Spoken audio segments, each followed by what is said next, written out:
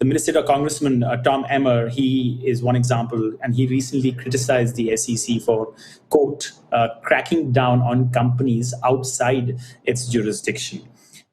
Just in line with what we've been discussing. And the Congressman is now with us to discuss this and more. Welcome back, Congressman. I'm aware you're well acquainted with Lawrence and Emily, and that's why I thought I should get the ball rolling, if that's okay. Just the first question. Yeah, a big welcome. But the first question, the CFTC, we've talked about it in the past. It would become the primary crypto regulator under a new Senate committee plan and legislation introduced earlier this month. We've reported on this. And there's also the bill introduced by Senators Lummis and Gillibrand.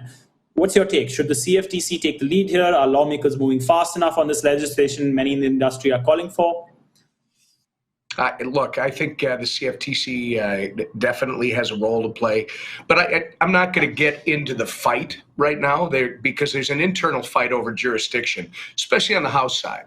And hats off to Senators Lummis and Gillibrand for all the attention that they drew to the issue with their rollout. I really appreciate the fact that they included a lot of the House's ideas in their proposal.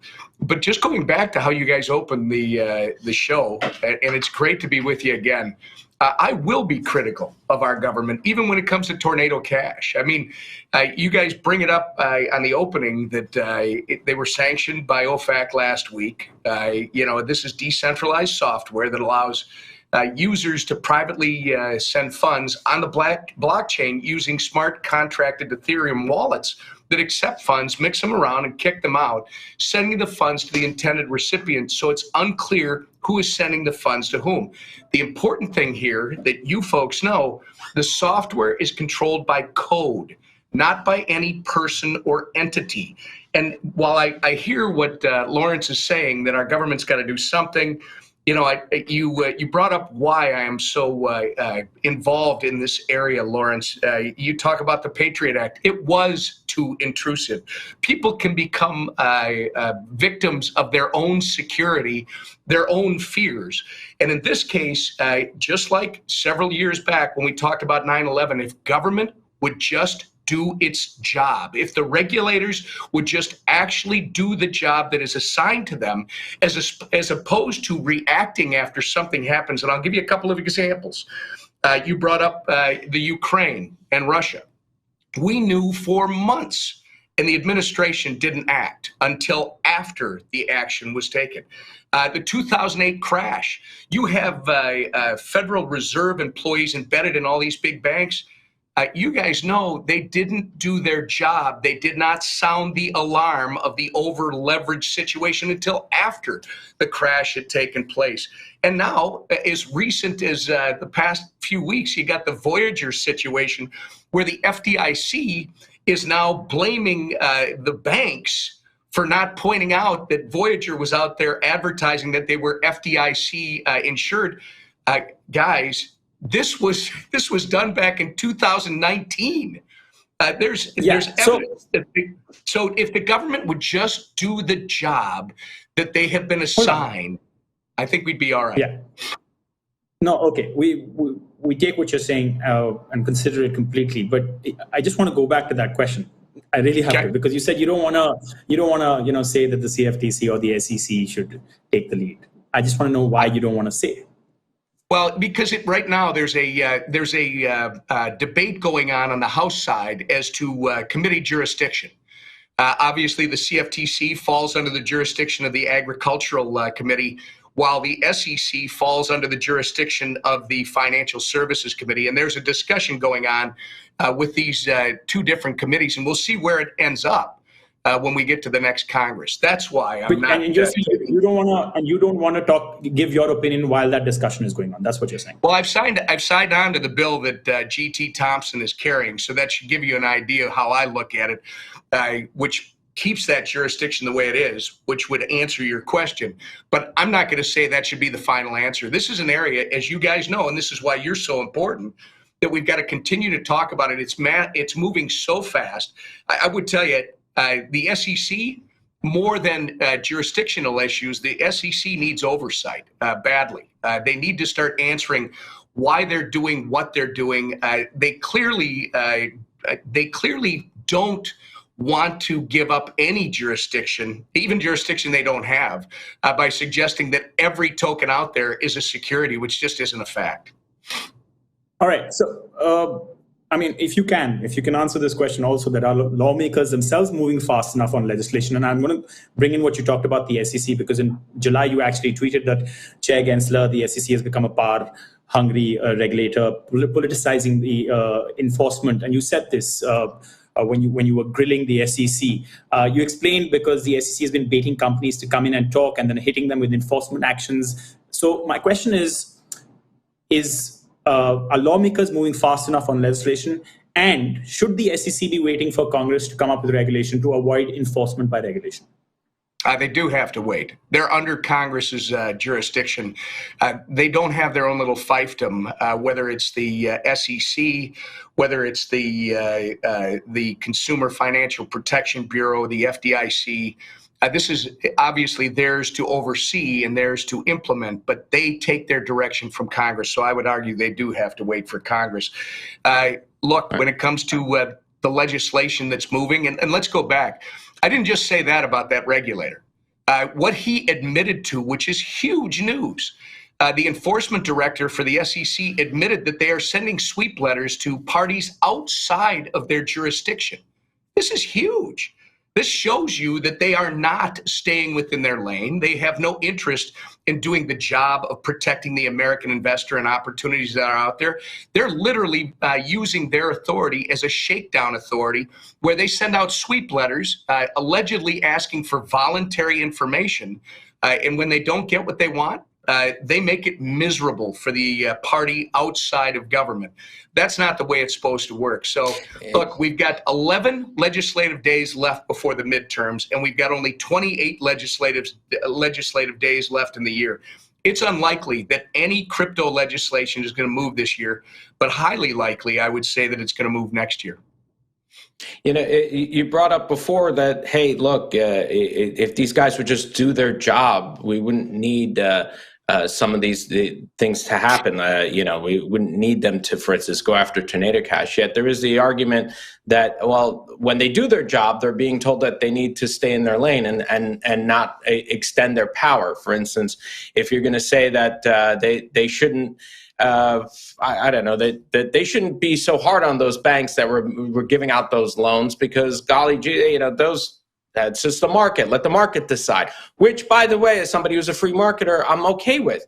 But you see this sort of conflict here that you have between what should these agencies do and what they shouldn't do. And if they try to stop these problems, they're told they've expanded, they've gotten into overreach. And if they don't do it, then they aren't doing their job. So I'm trying to figure out here, what exactly, you know, you're in Congress, and yet we don't have any clear crypto guidelines here. We don't know which agency we still don't know which agency should do it. So right now, what would you do? How would you cut this? How would you cut this into pieces? You have this you know digital assets probably better than most people in Congress. What agency should cover what? Should there be a third agency, not SEC, not CFTC, something else that should cover it as well? Should the CFTC and SEC merge even? I mean, like, what would you do here? Well, one thing, I wouldn't add new bureaucracies. Lawrence, you probably have gathered that from my love of the existing bureaucracies. Yeah. But to your point, Lawrence, they have a job to do. There's no question. I would argue, though, that this is my problem right now. Until Congress starts to exercise its authority, because Congress deserves a ton of criticism for not doing anything to help direct these bureaucracies, these regulators, to do their job, right? But I would argue that right now, Biden's regulators are acting lawlessly because my colleagues, Democrats in Congress who have the power, have not exercised their oversight responsibility over the very regulators they confirm. That will change when the power center changes. But here, I'll just go through some of the regulators. You know that I'm very critical of Chair Gensler, the Securities and Exchange Commission. That's because of the extra jurisdictional enforcement crusade against the crypto community and a complete disregard for proper rulemaking. We have to address that. The FDIC, under Acting Director Gruenberg, his, I would argue, shady efforts to deter banks from doing business with crypto companies. Lawrence, your question suggests they're damned if they do and damned if they don't, but that's not what they're doing. They literally are trying to put up roadblocks from the evolution that's in front of us. And there's more. How would we handle, let's say, Tornado Cash? That was taken on by Treasury. How would you handle this? This is something you're fine with it, but look at the other side of it, which is, yes, it's code, it's a problem. What should they do? Like, should anything be done, or should we just be like, okay, so Tehran pays for a nuclear weapon using crypto? It's all right. I mean, what's the worst that can happen? I mean, like, what do you do here? Well, look, I'm glad you brought me back to that, because I didn't want to make it sound like I'm totally opposed to OFAC looking at this. My problem is that this software is controlled by code, not by any person or entity. So if you think about it, the sanctioning of Tornado Cash is an unprecedented shift in the Office of Foreign Asset Control in their sanctioning policy, because what they're doing is they're not sanctioning any person or entity. Now, that said, their primary priority is protecting the United States national security. So I think our role, Congress, can be most effective in inquiring with OFAC to find out if they believe the sanctioned addresses are controlled by people, not code, and what this means for privacy rights and innovation. So, Lawrence, I think, we bear responsibility too. I'm not trying to just point the finger at the bureaucracy. Congress has to get its act together, which is why I gave you those dates, that we've only got so many days between now and the midterms to legislate, and more importantly, between now and the end of the year. I think what you're looking at in the community is Congress is going to have to really get moving next year in getting some definition out there, so that we can hold not only the bureaucracy, that the regulators accountable, but they know what their lane is, to your point. So Congress getting moving, I guess, is to some people kind of a contradiction in terms, you don't actually think of Congress getting moving that quickly. But just to that point, if you had a magic wand, right? I mean, you look at what's happened over in the crypto industry over the past few months. We've had several high-profile bankruptcies, billions of dollars in value lost, investor lives destroyed. What would you do? I mean, if you could just sort of like wave all this bureaucracy away, what are the regulatory measures you would take immediately to prevent this kind of thing going forward? Well, so you and I could be talking about this for the next hour, because there's plenty of legislative proposals that are out there that address these things. But if I were going to put it in the most general terms possible, it's what we've been talking about for the last 6 or 7 years.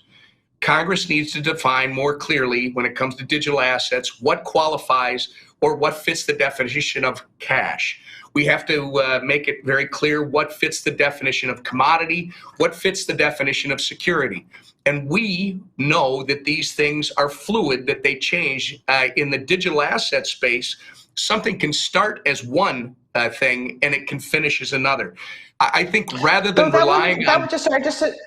Not to interrupt though, but that would not have really prevented Celsius, Voyager, Terra Luna. That's a specific problem, but all the things that have led to the contagion through the crypto industry was kind of a separate problem. I would argue, Emily, that in fact, that would be the beginning of solving that problem. No, is that the ultimate? No, but telling the bureaucracy, going back to Lawrence's point, telling them exactly what is your lane and stay in it. And by the way, do your job. Let's not find out about the fact that our banks are too big and they're too over leveraged until after the 2008 financial crisis. Let's do this ahead of time. Let's make sure that they're proactive and give them the tools to do that. Right now, I think the wild, wild west that they want to claim as the crypto industry is, quite frankly, the bureaucracy, the executive branch, and the regulators. Right. We've got to give them some more definition, which is why I started there, Emily. It's that simple. We can complicate it, but let's start by giving them, this is what cash is, this is what a commodity is when we're talking digital assets, this is a security. Now, based on what you have within your jurisdiction, let's start to work with those details where you might need some additional tools or you might need some additional definition for application of your enforcement, your regulatory jurisdiction. Sorry, we're just completely out of time, but I have to ask you this before we go, and briefly, if possible. What is the I don't know one that I thing that can. will... No, I'm going to try to push you. We're going to, all three of us decided that we're going to try to push you. Briefly, if Republicans do take the House after the midterms, what is that one concrete thing that will happen for crypto legislation? I think you're going to see some stablecoin legislation. I was hopeful that we were going to see some yet, and we could. Patrick McHenry has been working, I think, a double time, our ranking member on the House side for the Financial Services Committee. He's been working double time with the chairwoman, Ms. Waters. I thought they were getting close a couple weeks back, but it looks like the hangup is a central bank digital currency, which some of us are just not going to agree to trade stablecoin legislation for a CFDC, but CBDC, sorry.